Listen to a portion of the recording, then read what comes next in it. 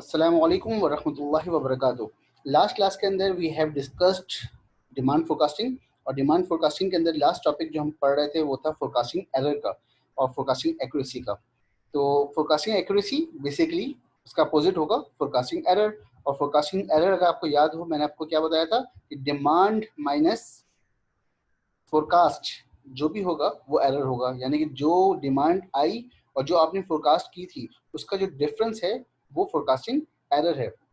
ठीक है, फिर मैंने आपको ये भी बताया कि चार तरह के मुख्तलिफ तरीके हैं जिसके थ्रू फोरकास्टिंग एरर निकाला जा सकता है, जिनमें से पहला था RSFE, जिसका मतलब है running sum of forecasting error. MAD यानी कि मीन एब्सोल्यूट डिविएशन। तीसरा था MSE, मीन स्क्वायर एरर। और चौथा था map, mean absolute percentage error, जिसको हमने सही से नहीं पढ़ा था। MAPE को हमने डिस्कस नहीं किया था लास्ट क्लास के अंदर।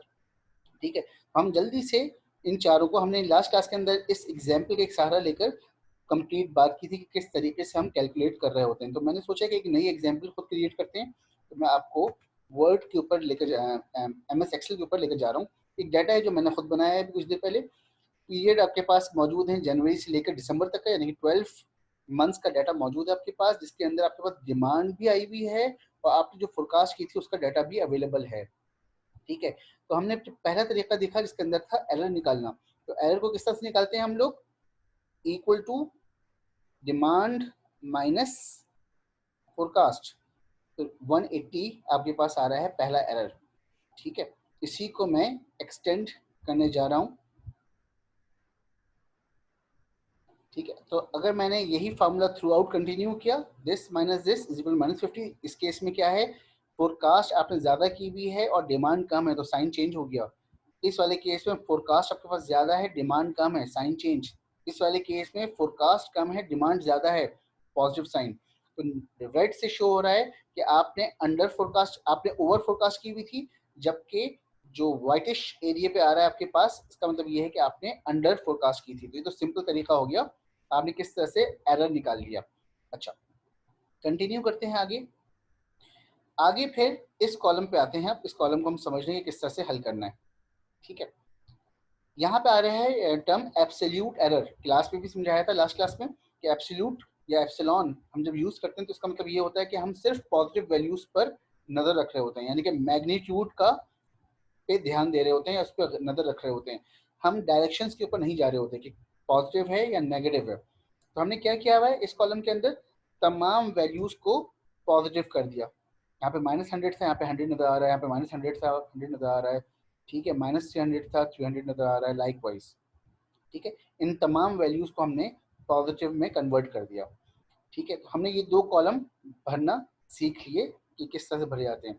तीसरा कॉलम क्या है, एरर का स्क्वायर, यानी कि 180 का स्क्वायर, 50 का स्क्वायर, 300 का स्क्वायर। तो आप स्क्वायर निकालें तो आपको ये कॉलम भी फिल कर लेंगे। तो लास्ट क्लास के अंदर हमने ये तीनों कॉलम्स फिल करना सीखे थे, और साथ साथ हमने अब आगे समझना शुरू किया कि किस तरीके से हम एरर निकाल रहे होते हैं। पहला जो तरीका था वो था RSFE, running sum of forecasting error. ये रनिंग सम है सारे, इन सब के एरर है ना, तो रनिंग सम। अच्छा, कुछ जगहों पे हम जुमला यूज करते हैं रनिंग बिल, यानी जो जो काम होता रहता है तो बिल आता रहता है आपके पास। कुछ कंस्ट्रक्शन इंडस्ट्री में टर्म यूज होती है। तो रनिंग एरर का मतलब क्या होगा, जो जो टाइम गुजर रहा है, जो जो एरर आ रहा है उसको आप सम करते रहें। तो जैसे ही हमने 12वें महीने के बाद सम किया तो आपको एरर कितना आया, 230 का, +230। ठीक है, जिसको हम आगे जाके जो अगली फोरकास्टिंग करेंगे तो उसमें बैलेंस कर सकते हैं।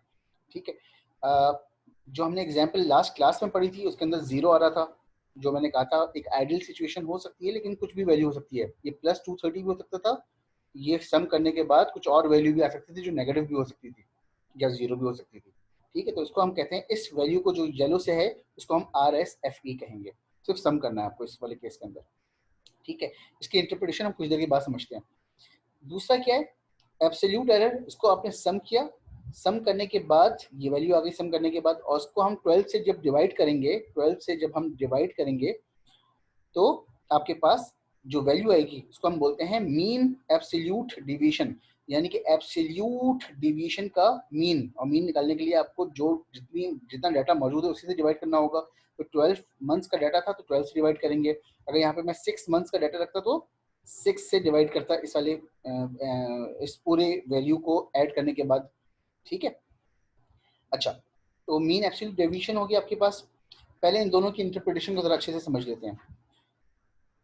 Running sum of forecasting error उन जगहों पे यूज होता है जहां पर जब आप कुछ ओवर प्रोड्यूस कर दें या जब अंडर प्रोड्यूस कर दें, तो इन बोथ केसेस आप आगे जाकर उसको कंपनसेट कर सकते हो। अच्छा, जहन में ये रखिएगा कि फोरकास्टिंग एरर कभी भी अच्छी चीज नहीं है, चाहे वो अंडर फोरकास्ट हो चाहे ओवर फोरकास्ट हो। दोनों केसेस के अंदर आपको कोई ना कोई सजा या पेनल्टी भुगतनी पड़ती है।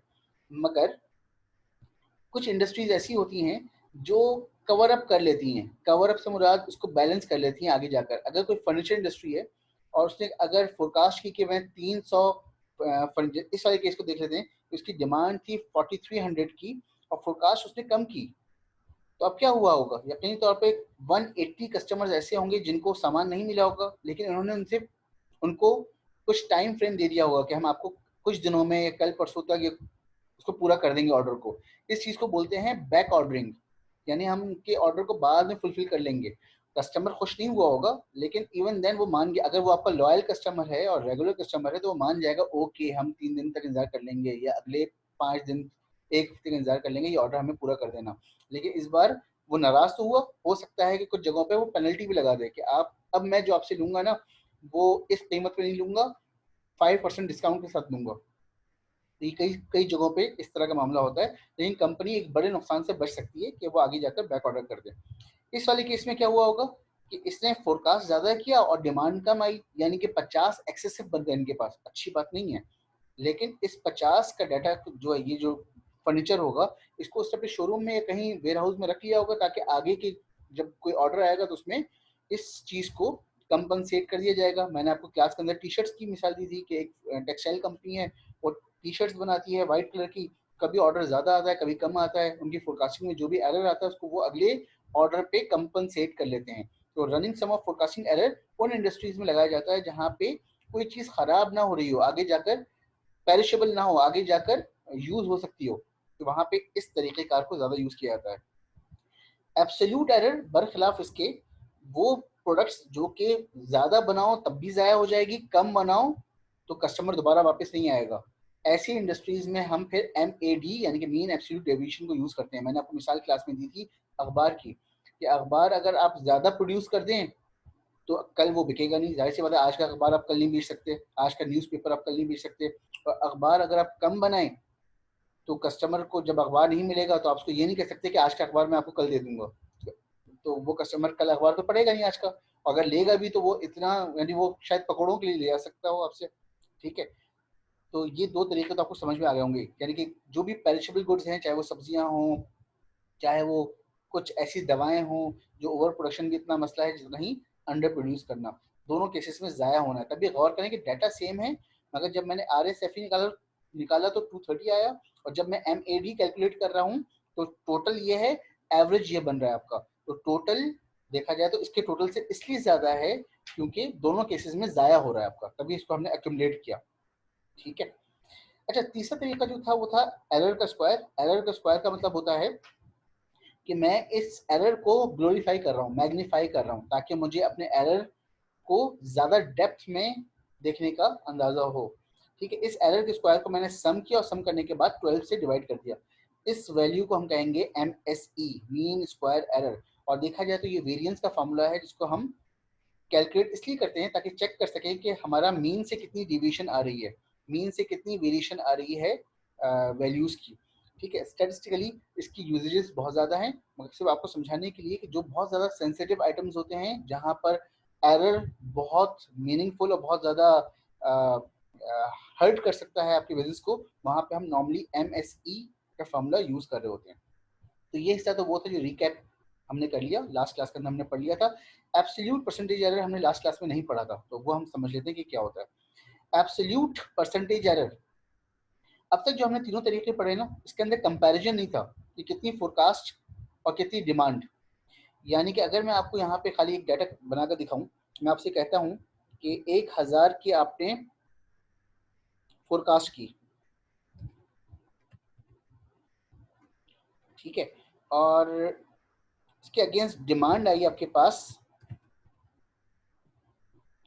तकरीबन एक यहाँ पे मैंने 10,000 की फोरकास्ट की और आपके पास डिमांड आई 10,010।